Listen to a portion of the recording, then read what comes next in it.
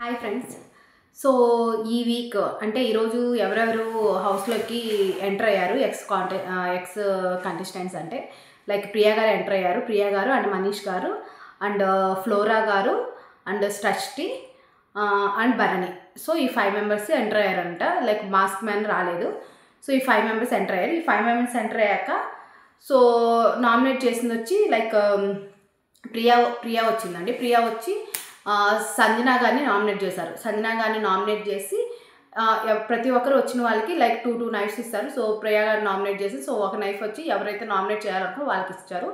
So Priya వచ్చి ఆ knife తీసుకెళ్ళి కళ్యాణ్కి ఇస్తారు. కళ్యాణ్ వచ్చి ఎవరిని రాము గారిని నామినేట్ చేస్తాడు. సో అలానే వచ్చి మనీష్ వచ్చి కళ్యాణ్ని నామినేట్ చేస్తాడు.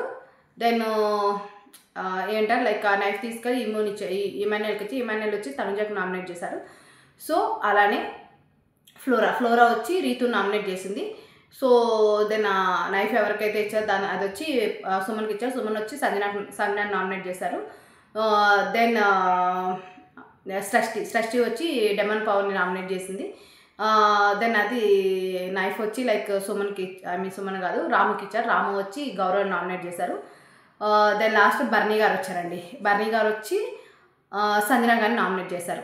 సో సంజనా గారిని నామినేట్ చేసి సంజనా గారు నామినేట్ చేసి అలానే నైఫ్ తీసుకెళ్ళి నిఖిల్కి ఇస్తే నిఖిల్ తనుజని నామినేట్ చేశాడు. దెన్ శ్రీజ వచ్చి కళ్యాణ్ నామినేట్ చేసింది.